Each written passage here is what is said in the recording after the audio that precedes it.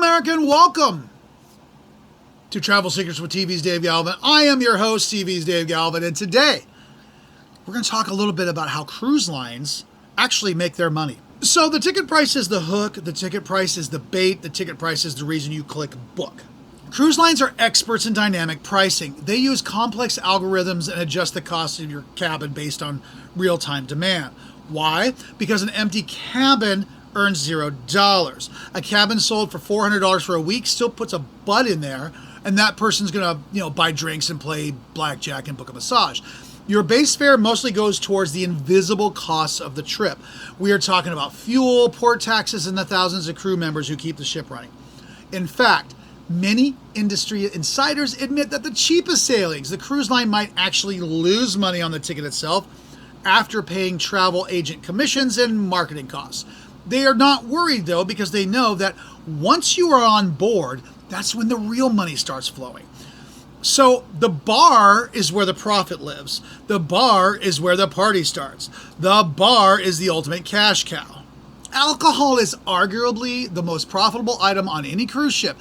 So think about this. A cruise line buys beer and wine and liquor and massive tax-free quantities. They don't pay the same import duties or local taxes that your neighborhood pub does. When you pay $14 for a mojito, the actual cost of the ingredients to the cruise line is likely less than $1. Multiply that by 4,000 thirsty passengers and you have a revenue stream that would make Wall Street banker blush. Then there are drink packages. These are a psychological masterpiece. You pay a flat daily fee, often $60 to $110 per person per day, to have unlimited drinks. And it feels like a deal because you don't have to worry about the bill at the end of the week. However, the cruise line has crunched the numbers. They know that the average person won't actually consume enough alcohol to outpace the cost of the package over 7 days. You might win on day one, but by day 5, the unlimited package is pure profit for the house. The casino, that's the heartbeat of the ship. The casino is the only place where the lights never dim. This is high margin heaven. Unlike land-based casinos in places like, Nevada or Atlantic City, New Jersey, cruise ship casinos operate in international waters, and this means they aren't always subject to the same strict payout regulations and oversight as their shoreside counterparts. Have you ever noticed that the slot machines on the ship seem a little tighter? You're not imagining it. While major lines still want you to have fun and win occasionally, the odds are heavily stacked in their favor. The casino is also one of the few places on the ship where cash flows freely. It requires very little overhead compared to a dining room or a theater. Once the machines are installed and the dealers are hired, almost every dollar lost by a passenger is straight profit. It is a brilliant way to capture the fun budget of thousands of people in a windowless, high-energy environment. The dining room is fantastic, and the dining room is included, and the dining room is just the starting point. Cruise lines have perfected the art of the upsell. In the culinary world, while the main dining room and the buffet offer incredible variety, the cruise line is going to spend the entire week tempting you with specialty restaurants. They offer the ultimate steakhouse experience, the freshest sushi, or an exclusive chef's table with wine pairings. You might pay an extra $40 to $100 per person for these meals. And while food is undoubtedly a higher quality, even on Carnival Cruise Line that I took, the food was terrible, but the steakhouse was fantastic. The real win for the cruise line is that every person eating in a specialty restaurant is one less person they have to serve in the free dining room. It reduces the strain on the main kitchen and brings in a fresh revenue simultaneously. It is a win-win for their bottom line. So here's something that people don't consider. The private island is exclusive, okay? The private island is pristine. The private island is a closed-loop economy. So the most brilliant move in the history of cruise industry was the acquisition and the development of private islands. When a ship docks in a public port, like Cozumel or Nassau, the ship line has to share your wallet with local shop owners, bars, and tour operators. On a private island like Coco Cay, Labadee, or Great Stirrup Cay, the cruise line owns everything. You want to drink on the beach? It's a cruise line bar. You want to go down a water slide? It's a cruise line park. You want to rent a jet ski? It's a cruise line excursion. Even the souvenirs are sold in cruise line operated shops. And by cutting out the middleman, The cruise line captures 100% of the revenue generated on that day. Plus, they save a fortune on fuel because these islands are often located very close to Florida. All right, so then there's shore excursions, okay? The tour is easy, the tour is safe, and the tour is marked up. When you book a shore excursion through the ship, you are paying for the peace of mind.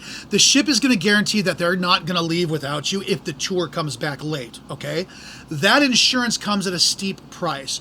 Cruise lines typically take a 20% to 50% cut of the price you pay for an excursion. The local tour operator, they're going to provide the bus, the guide, and the gear, but the cruise line takes the lion's share of the profit just for being a booking platform. And for many travelers, this might be worth it. For the cruise line, it is a passive income. They use their massive platform to funnel thousands of people into prearranged tours, and they collect a massive referral fee on every single ticket sold. All right, let's talk about the gratuities. And this is something that's very controversial online. People complain about having to tip. They hate it. You get on the ship, the service is impeccable, they're friendly, and they're partially funded by you.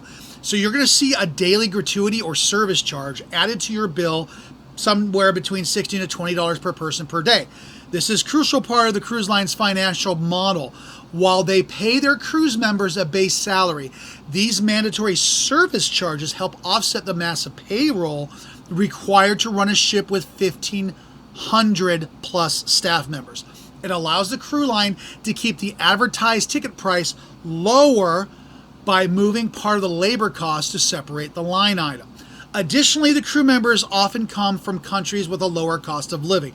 This isn't a secret, but it is a fundamental part of the economics. By hiring globally, cruise lines can maintain a massive staff-to-guest ratio that provides that luxury feeling without the astronomical labor costs of a land-based resort in the United States or Europe.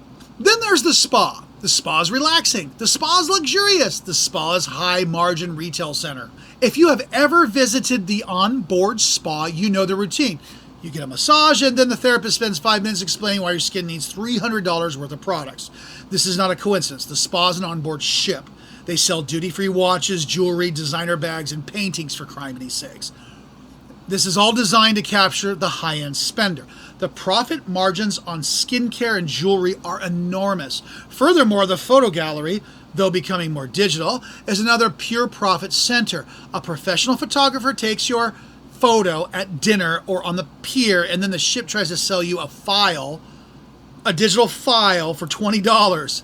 The cost of taking the photo is negligible. The profit is completely absolute. On the cost side, fuel, food, and commissions, the expenses are massive. The expenses are constant. The expenses are managed with surgical precision.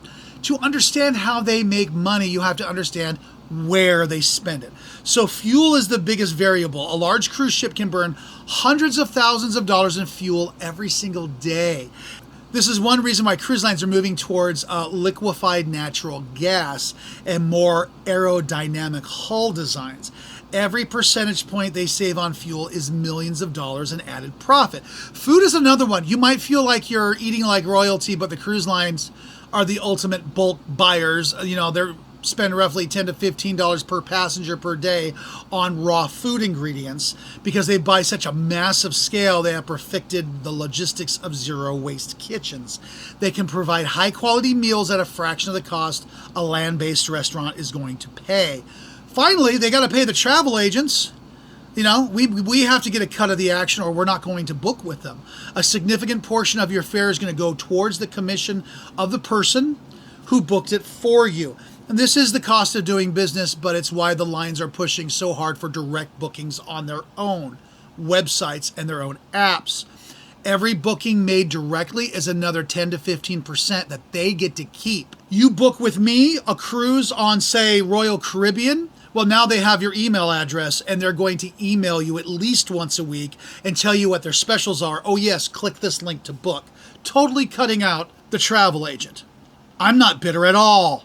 So if a cabin is empty, the cabin is a loss and the cabin must be filled. A cruise ship is a fixed cost machine, whether there are 2,000 or 4,000 people on board. The ship still needs fuel, the engines still need maintenance, and the captain still needs to get paid. This is why you will see last minute deals that seem too good to be true. The cruise line would rather sell you a cabin at a discount than leave it empty, because a person in a $100 cabin is still going to have to pay port fees and gratuities and might drop $1,000 in the casino. This heads and beds philosophy is what drives the entire industry. They are not selling transportation, they are selling access to a marketplace. The ship is the marketplace, and you are the customer. Oh, that's it for today's episode of Travel Secrets with TV's Dave Galvin, and we're going to see you next week with all new topics. See you then.